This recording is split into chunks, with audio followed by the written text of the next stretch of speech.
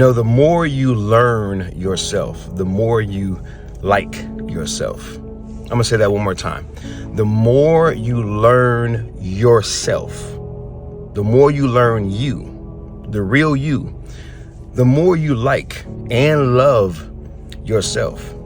If you're someone who says, I don't really like myself, I don't really like this, I don't really like that, I don't really love myself, I need to love myself more, you're not relating to you. Now, hear me out. You're not relating to you. Because if you really knew you, if you really learned you, the God created you, you would actually not only like, but you would be in love with you.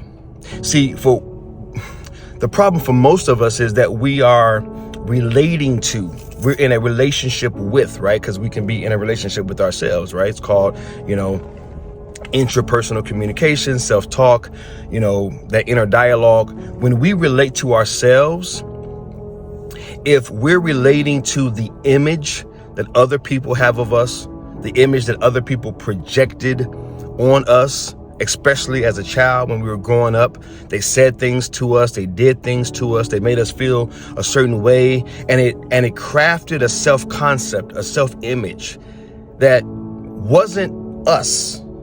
Nevertheless, we adopted because as a child, we're like a sponge. We're just soaking up anything that's around us, right? It's within our environment, right?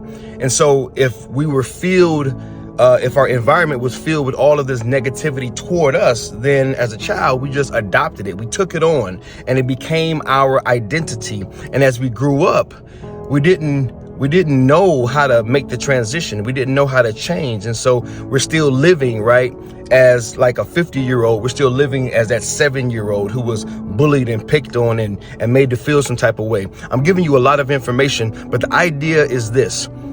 If you really learned who you really are, if you really learned you would like and love you. The problem is you are relating to, you're in a relationship with the idea, the image, the false self, the false idea, the false image, the false concept of who you really are.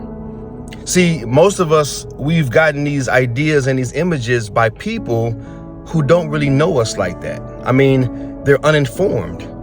They barely know themselves, and they had the nerve to say things to you that made you feel less than, not worthy, not good enough. It's like, it's truly the blind leading the blind. People who don't know themselves projecting things on you and you adopting it, but they didn't know themselves, so they don't know you. They put things on you. You don't know yourself, so now you take on what they put on you, and this vicious cycle continues. I just want to let you know that there is hope. There is hope. It's called Christ. It's called God, Creator, Source.